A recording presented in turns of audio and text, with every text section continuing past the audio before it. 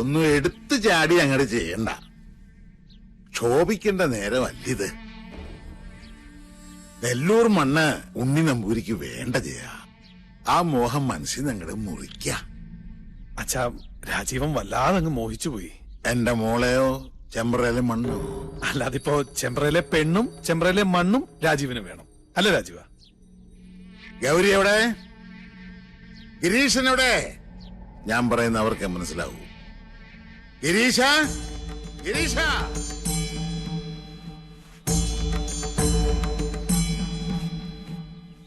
ഏടത്തി, hi, ആരാ ഇത്? പട്ടാഴിയില്ലത്തെ ആത്തയമ്മയോ? ഇവിടെ നിന്റെ ഏതടത്തി ഇരിക്കണത്? പടിയിറങ്ങി പോയ മൂശട്ടെ. അച്ഛാ, ജയേട്ടാ, ഇങ്ങോട്ടൊന്ന് വേഗം വരിക. അനിയത്തി. എന്താണ് നിനക്കുള്ള കാര്യം? എടി എന്താണ്? അച്ഛന്റെ ആംഗളമാരുടെ മുഖത്ത് ചവിട്ടി തേച്ച് ഇറങ്ങിപ്പോളല്ലേ നീ? മറന്നിട്ടില്ലൊന്നും. നേർന്നെറിയും കെട്ടവളെ.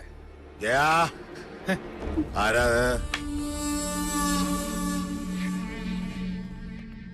കണ്ടില്ലേ അച്ഛാ? ഇറക്കി ഇവിടെ പിഴച്ചവളെ. എന്താണാവോ വരവിന്റെ ഉദ്ദേശം?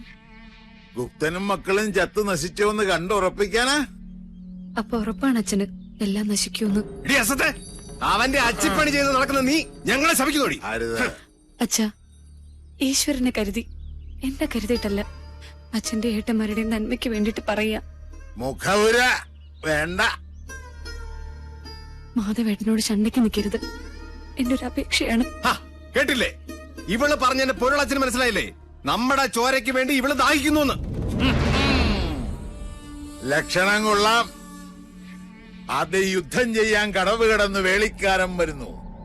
പിന്നാലെ സമാധാന ദൂതുമായി സഹധർമ്മിണിയെ പറഞ്ഞയക്കുന്നു. എന്താ ഇതിന്റെയൊക്കെ അർത്ഥം? മക്കളെ, പട്ടാഴിക്ക് ഭയം ബാധിച്ചിരിക്കണോ? മടങ്ങിക്കോളാ, ഇല്ലെങ്കിൽ നിന്റെ ശവം കൊണ്ട് അവന്റെ മുഖത്തേക്ക് വലിച്ചെറിയും. അച്ഛൻ പറഞ്ഞ കേട്ടില്ലേ? ഇറങ്ങി പൊടി മൂദേവി. കംസജന്മം എത്ര അനുഭവിച്ചിട്ട് മതിയായിട്ടില്ല അല്ലേ? അതേടി, ഞാൻ കംസൻ തന്നെയാ. ഈ അടിവയറ്റിലൊരു കൃഷ്ണുണ്ണി വളരുന്നുണ്ടെങ്കിലേ വലുതാമ ഇങ്ങോട്ട് പറഞ്ഞു വിട. ഈ ജയൻ ഇവിടെ തന്നെ ഉണ്ടാവും. ബാക്കി അവനോട്. അത്രയും ആയുസ് നിനക്കില്ല ജയ. തൊടില്ല നീ. വഴിതെറ്റിയിട്ടായാൽ പോലും ജീവിതത്തിൽ ഒരിക്കലും ഇനി ഈ മുറ്റത്ത് കാലുകുത്തരുത്. മനസ്സിലായോ? അനന്താ, ഇത്രയും വണ്ടിയിലേക്ക് കൂട്ടുകൊള്ളു.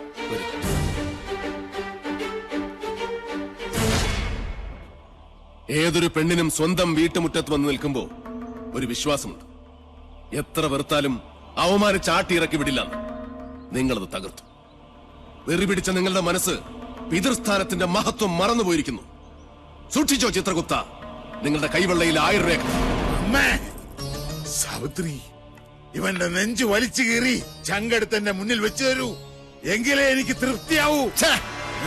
പെറ്റ തള്ളയെ വിളിച്ച് നെഞ്ചിലിടിച്ച് ഓരിയിടാൻ ഇനിയും അവസരമുണ്ടാവും. അപ്പ മതി മുക്ര. ഓ, ഇതാണല്ലേ ആ മാതാമഹൻ, കാരണവരുടെ വാടക കൊലയാളി.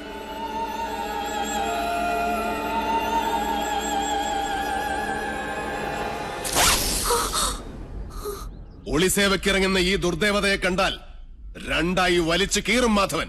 ഓർത്തോ?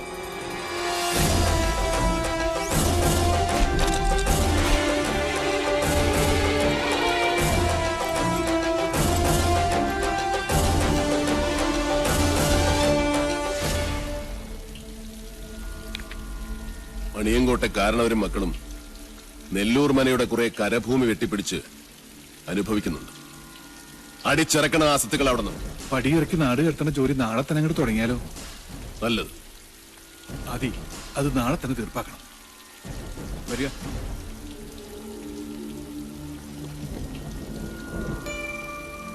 എന്താ കണ്ണ് കലങ്ങിയിരിക്കുന്നത്? ഒന്നുമില്ല, എന്തോ ചെറിയ കരട് കണ്ണിലെ പാറ വീണു, അത്രേ ഉള്ളൂ. എനിക്കറിയാം, തന്റെ കണ്ണിലെ കരട് ഞാനാണിപ്പോ. അയ്യോ, എന്താ ഇങ്ങനെയൊക്കെ പറയണേ? ശത്രു തന്നെയാണ് മാധവൻ. ശത്രുവായാലും മിത്രമായാലും ആക്രമിച്ചു കീഴടക്കുന്നത് എന്റെ സ്വഭാവമാണ്. അച്ഛന്റെയും ആങ്ങളമാരുടെയും ജീവന് വേണ്ടി മിത്ര എന്നോട് യാചിക്കരുത്. വിട്ടുതരില്ല ഒന്നിനെയും ഞാൻ.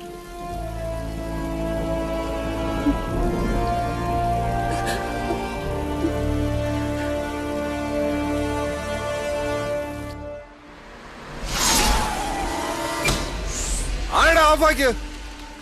ആ സാമിയ എന്നിട്ടാ ഓഫാക്കിയ? അക്ഷരമറിയാവുന്നവനല്ലേ ഈ കോർട്ട് ഓർഡർ ഒന്ന് വായിച്ചു കൊടുക്ക്. എന്താ ഇത്? നിന്നെയൊക്കെ ഇവിടുന്ന് വലിച്ചിറക്കാനുള്ള കോർട്ട് ഓർഡറാ. ഊട്ടി പൊക്കണം.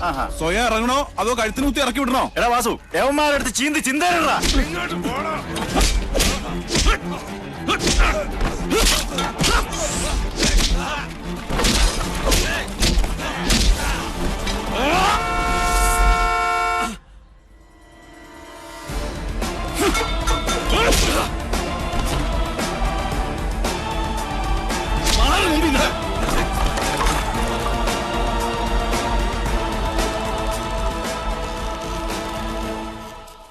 എന്താടാ ഇത്? നേരെ വായിച്ചു നോക്ക്. വീഴറിയണായി സ്വാമിമാരുടെ കൈയും കാലും.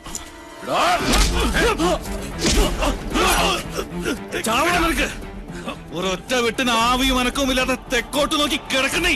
ഇന്ന് മുതൽ തുളസിയുടെ മുതലിൽ നിന്നൊരു പഴുക്കിനെ പോലെ നീ എടുക്കരുത്. എടുത്താൽ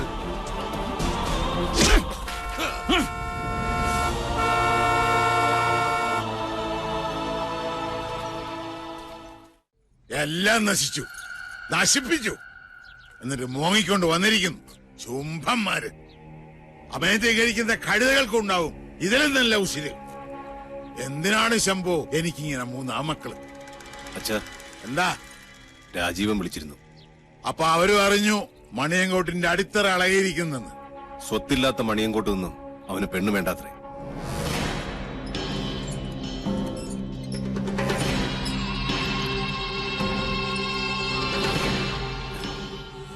എന്റെ സാവിത്രി,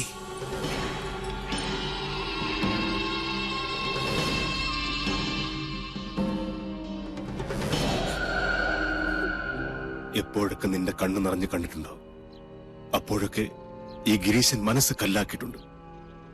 കൊന്നവന്റെ ശവം മരിച്ചവന്റെ മുറ്റത്ത് ദഹിക്കണം. മണിയങ്കോട്ടെ പഴയ ആചാരങ്ങൾ തെറ്റിക്കണ്ട. അതിന് കരളുറപ്പുള്ള ആരെങ്കിലും ഉണ്ടോടാ ഇവിടെ? അച്ഛൻ പുലർച്ചെ പുഴക്കരെ കാത്തു നിന്നോ? കണി കാണാം മാധവന്റെ ചേട്ടം. വാടാ ഗിരീശ. വാസു, ചെമ്പ്രയിൽ ഇത്തിരി ചോര ഒന്നിട്ട് എത്ര കാലായി. ശുഭമസ്തു. കല്യാണകാരണിയായി സദസായി കല്യാഭിലാഷ സമുദായിനിയായി സിദ്ധിയായി മൂലപ്രകൃതിയായി വർത്തി